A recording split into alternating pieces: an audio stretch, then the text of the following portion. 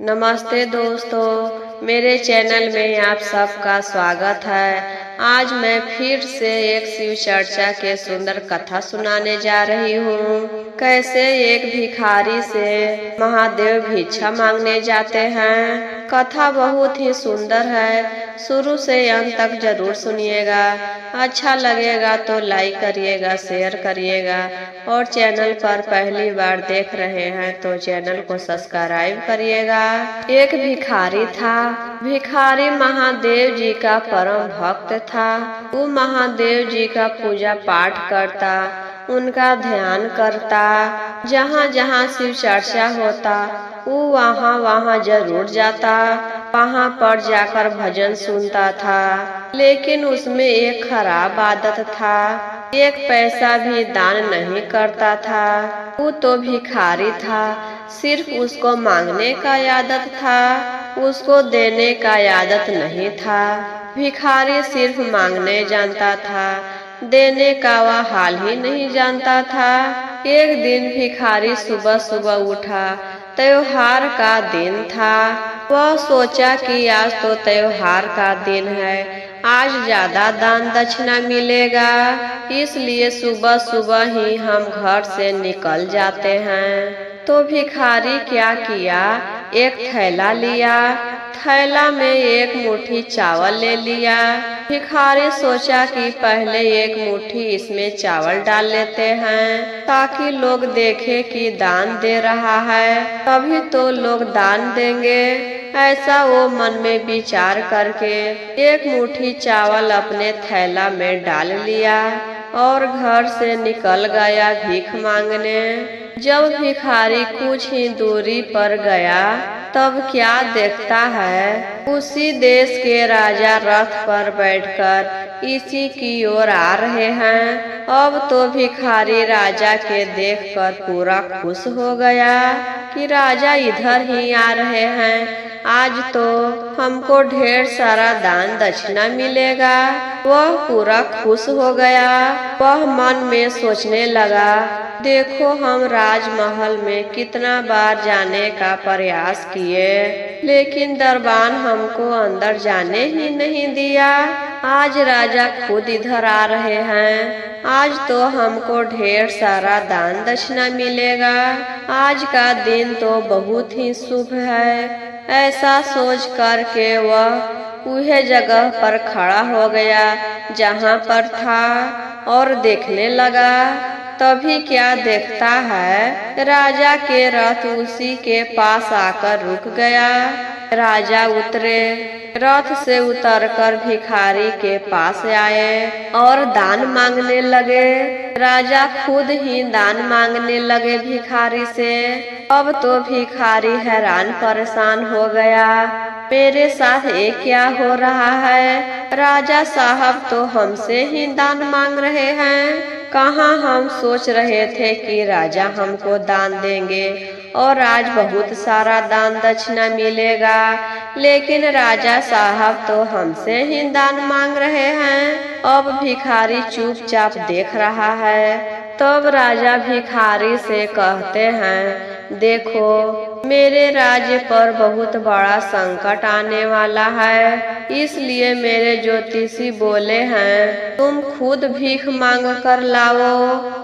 जो पहला आदमी मिलेगा उसी से तुम भीख मांगना, तभी तुम्हारे राज्य का संकट दूर होगा। इसलिए आज तुम ही हमको भीख दो। अब तो भिखारी बेचारा हैरान परेशान हो गया कि क्या सोचे थे और क्या हो गया।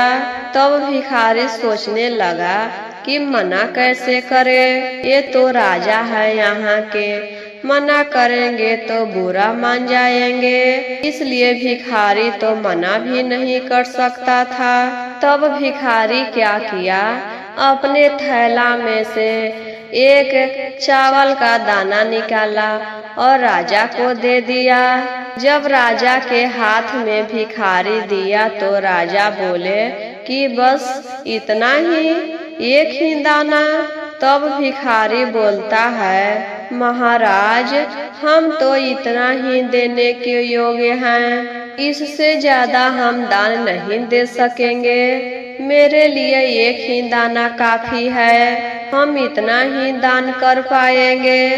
तब राजा बोलते हैं, ठीक है, कोई बात नहीं, तुम इतना ही दान दे दिए, इतना ही दान मेरे लिए बहुत है। राजा वह एक दाना लेकर वहां से चले गए। अब भिखारी आगे भीख मांगने नहीं गया, क्योंकि उसको मन नहीं लग रहा था भीख मांगने में। उसका ध्यान वही चावल के एक दाने पर था कि आज हमसे दान हो गया।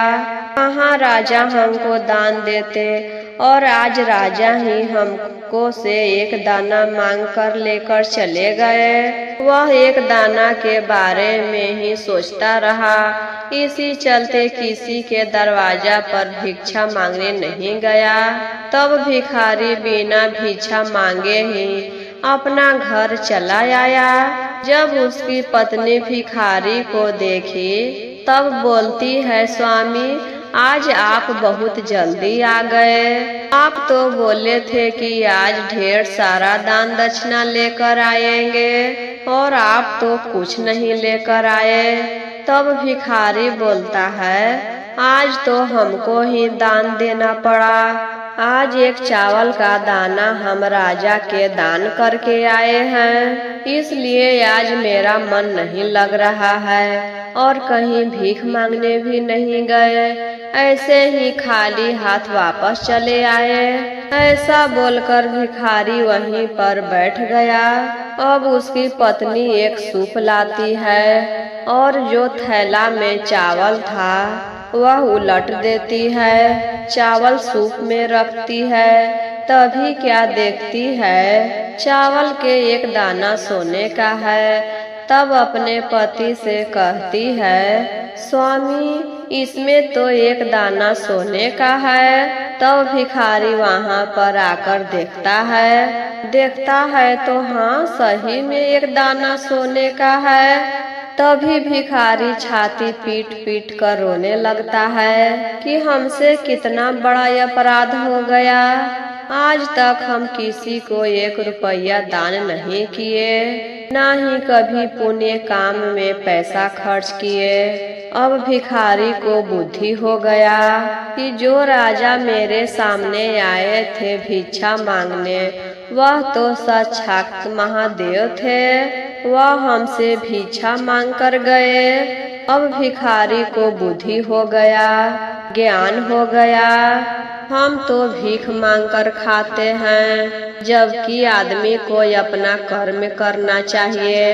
अभी तो मेरा हाथ पैर सलामत है, तो हम कोई कार्य कर सकते हैं, ना कि भीख मांगना चाहिए। अब भिखारी को बुद्धि हो जाता है और वह भीख मांगना छोड़ देता है। अब भिखारी काम करने लगा, पैसा कमाने लगा, तो वह पैसा शुभ काम में खर्च करने लगा, दूसरों की मदद करने लगा। कहीं पूजा पाठ होता था या मंदिर बनवाना होता था, वहाँ भी दान करता था, पूजा पाठ करता था। तो धीरे धीरे भिखारी के पास पैसा बढ़ने लगा। देखते ही देखते भिखारी धन्यवान हो गया। अब जो आदमी भिखारी को देखकर दूर भागता था, वह भिखारी के पास आने लगा। तब भिखारी को समझ में आ गया कि कर्म ही सबसे बड़ा है और दान पुण्य करना चाहिए। गुरु बहना, जो दान होता है वह सोने के तरह होता है। हमें दान जरूर करना चाहिए। जो हम फालतू में खर्च करते हैं वह यही रह जाता है, और जो दान पुण्य करके अपना धर्म बनाते हैं वह अपने साथ जाता है। इसलिए प्रत्येक मनुष्य को चाहिए कि दान करे, गरीब के मदद करे, शुभ काम में पैसा खर्च करे। तो दोस्तों, आशा करती हूँ यह कथा आप सबों को अच्छा लगा होगा तो कमेंट बॉक्स में हर हर महादेव जरूर लिखिएगा, क्योंकि भगवान के नाम लिखने से घर में सुख शांति होती है, घर में बरकत आती है। महादेव अपना दया बरसाते हैं।